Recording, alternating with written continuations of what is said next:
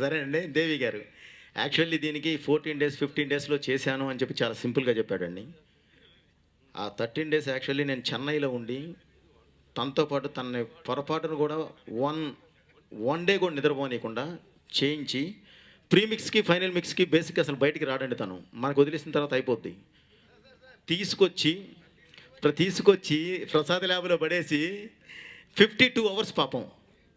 అది wrong information. ప్రతి సినిమాకి నా ఫస్ట్ సినిమా నుంచి ఇప్పుడు వరకు ఫైనల్ మిక్స్ అయ్యే వరకు నేను థియేటర్లో ఉంటాను. ఎందుకంటే అది నా జాబ్. రానంటే అది మళ్ళీ తప్పైపోద్ది. ఇంపాసిబుల్. ప్రతి సినిమాకి నేను ఉంటాను. ప్లస్ ఇంకోటి అన్నారు 13 డేస్ ఆయన నాతో లేరు.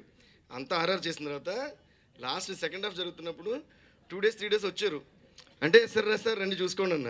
వచ్చి ఆయన కూడా నా డిస్కషన్ రూమ్లో కూర్చొని ఇంగ్లీష్ సినిమాలు చూసుకుంటున్నారు ల్యాప్టాప్లో. అంటే ఇది ఎందుకు నేను చెప్తున్నానంటే నేను చేసేసరికి గొప్ప కోసం కాదండి.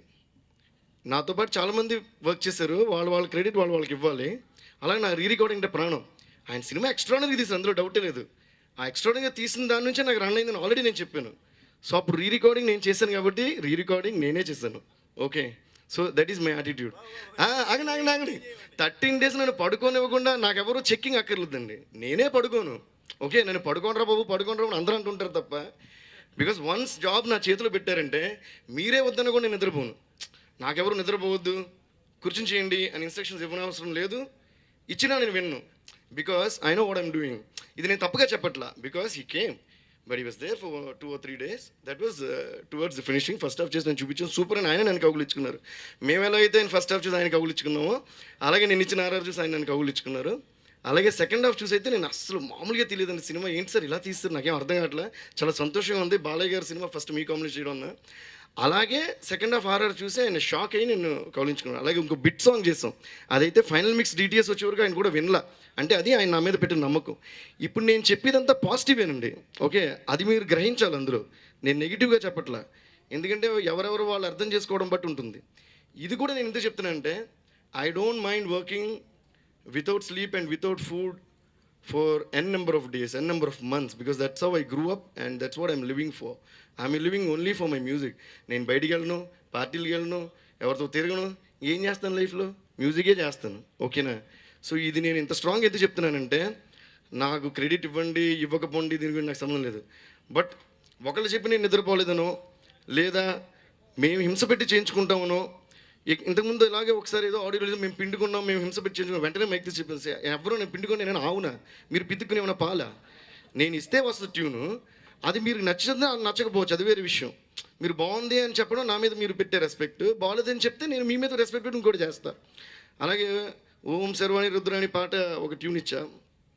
దేవి గారు బాగుంది బట్ ఇంకా బెటర్గా చేద్దామన్నారు. అయ్యో తప్పకుండా సార్ ఇంకో ట్యూన్ ఇచ్చిన వెంటనే ఆయన నా మీద పెట్టే రెస్పెక్ట్ నమ్మకం ఎటువంటిదంటే 2 ట్యూన్స్ సూపర్గా ఉన్న దేవి గారు ఏది మీరే సెలెక్ట్ చేయండి అన్నారు. అయితే నాకు ఫస్ట్ ఓకే సార్ అయ్యో సూపర్ అండి అన్నారు. అలా లిరిక్స్ రాసేటప్పుడు రామ్జోగి గారితో ఏమన్నా చెప్తే ఆయన లిరిక్స్ వినరు.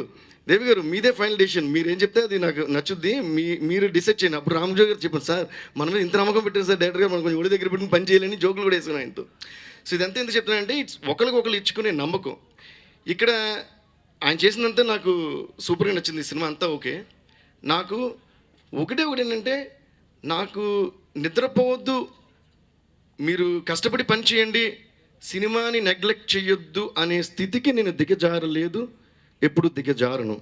Because cinema is my first passion, music is my first love. So nobody needs to instruct me how hard I should work, because I have come to this position only by hard working and I will always stay like Jagadguru చెప్పిన I will always stay in your hearts because I'm sincere and I'm hard working. ఇప్పుడు నేను చెప్పేదంతా నిజమని మీ ఫేస్ల మీద మీ lips మీద కనిపించే smile చూస్తే నాకు తెలుస్తుంది. ఎందుకంటే నేను ఎప్పుడు నిజమే మాడతాను. Thank you so much sir.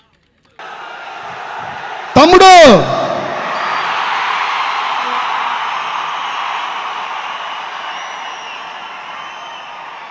కరెక్టే మీరు చేసింది. మనకేం కావాలన్నా మనం అడిగి తీసుకోవాలి, అడగపోతే ఎవరు కరెక్టే కదా బన్నీ. అది ప్రొడ్యూసర్స్ దగ్గర పేమెంట్ అయినా స్క్రీన్ మీద వచ్చి మనకి క్రెడిట్ అయినా తర్వాత మాడుకుందాం సార్.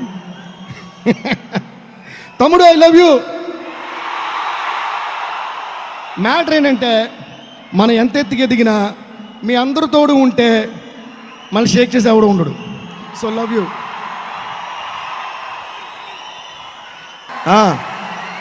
ఏ మ్యూజిక్ డైరెక్టర్కి వెళ్ళేది క్రెడిట్?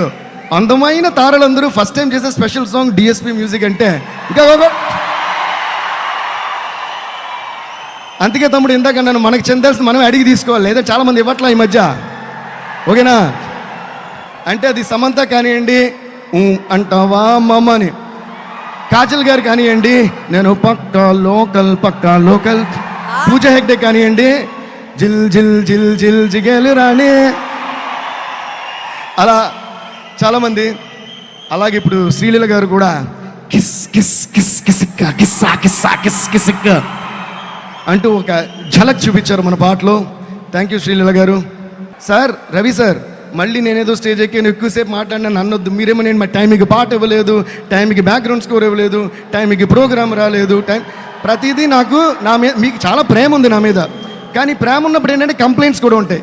కానీ నా మీద ప్రేమ కంటే మీకు కంప్లైంట్స్ ఎక్కువ ఉంటాయి, ఏంటో అర్థం కాదు. ఇప్పుడు కూడా నేను బయట యాక్చువల్గా నా 20 minutes 25 minutes ఆచి నా వందు సార్ కెమెరాలు ఎంట్రీ నాకు అసలే సిగ్గు. I'm shameless only when I'm stage. Of stage I'm the most shameful person you can ever meet. నేను అన్నా లేదురా బాబు, నేను లోపలికి వెళ్తే వదలట్లా. ఓకేనా? లాస్ట్గా I could hear the song kiss kiss, so I came running. మీరు వచ్చిన ఏమన్నారు, రాంగ్ టైమింగ్ సార్, లేట్. నేనేం చేయను సార్, ఇవన్నీ సెపరేట్గా అడిగినప్పుడు పెద్ద కిక్ ఉండదు, ఇలా అడిగేసేయలే. నేను ఎప్పుడంతే ఓపెన్. ఓకే సార్, సో నేను ఎప్పుడు ఆన్ టైమింగ్.